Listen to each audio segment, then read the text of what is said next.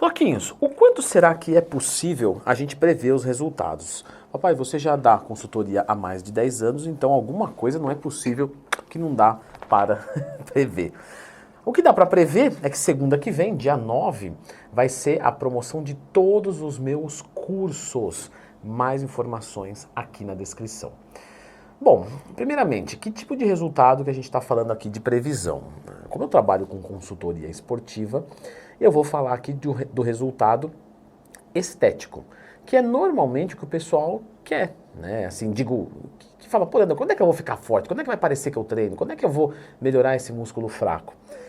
A força, esse tipo de coisa, lógico que é importante, né? Tem que haver ali uma progressão, uma melhora do treinamento, mas não necessariamente é a maior preocupação. Pois bem, primeiro de tudo, é possível prever, né, resultados? Sim, é possível prever. Tá? Seria muito, poxa, muito desesperador falar, né, que uma pessoa que trabalha algum tempo nisso, estuda, já treinou, não consegue prever nada.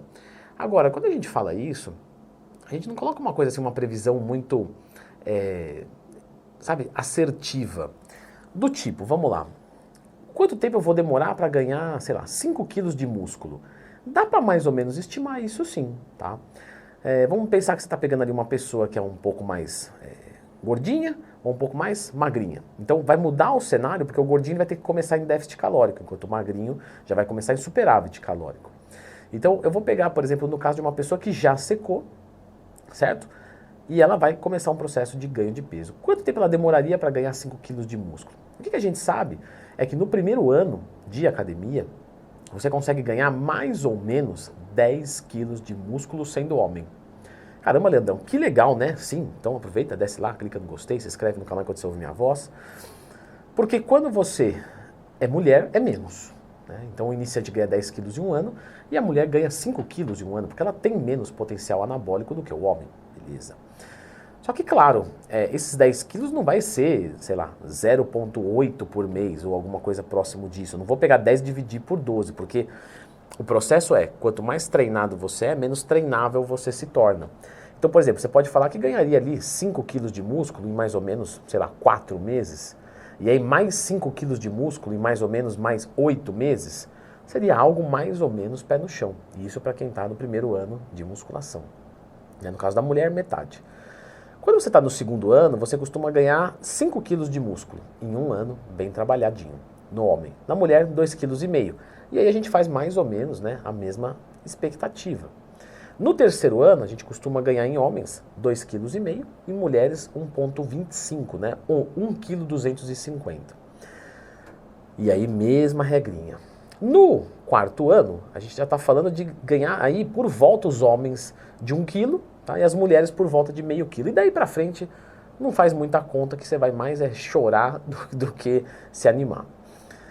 Só que isso daí, a gente está falando do ganho de massa muscular. Você já deve ter percebido, né, que nem tudo que é grande é bonito.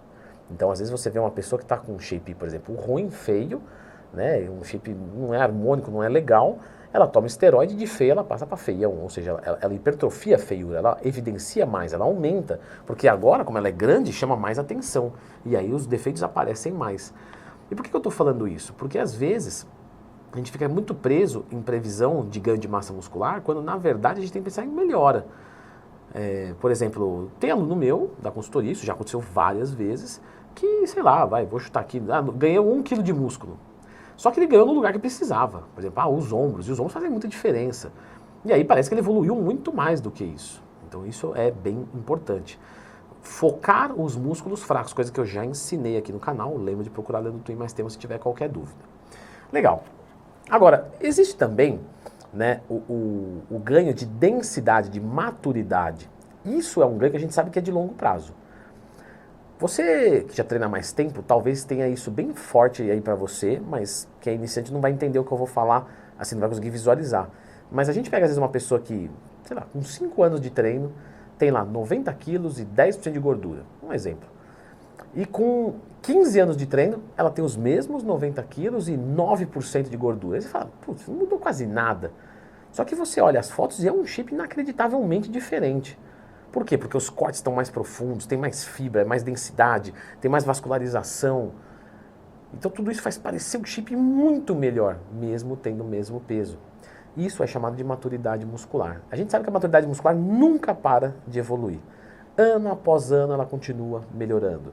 E consequentemente, né, se você continua treinando, mesmo que você não ganhe massa muscular nenhuma, o seu shape vai ficar mais bonito. Fim. Isso é muito legal, porque isso anima muito.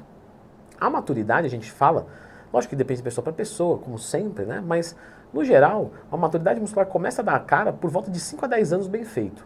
Tá? E provavelmente é muito mais perto de 10 do que de 5. Ou seja, é tempo de casa, sabe? É bateção de cartão na academia. Às vezes o cara não está nem fazendo dieta, mas ele está lá treinando. Puxa, Nando, eu vou viajar e tal, mas eu treinei 3 vezes. Então é aquela constância, sabe, infernal mesmo, que vai fazer você ficar assim. E isso é possível prever, seja em homens ou em mulheres.